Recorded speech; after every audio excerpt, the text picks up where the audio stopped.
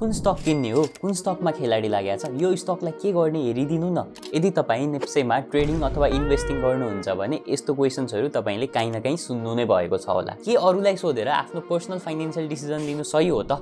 Well, पक्कै पनि होइन। तर पनि किन धेरैभन्दा धेरै ट्रेडर अनि इन्भेस्टरले यस्तो क्वेसन्सहरू सोध्छन् त?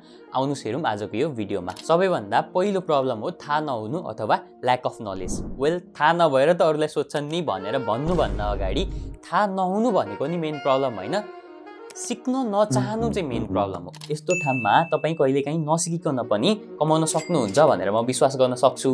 तर यो ग्यारेन्टी दिन्छु कि तपाईँले लङ टर्ममा त्यो कमाएको पैसालाई नसिकिकन जोगाउनु चाहिँ सक्नुहुन्न।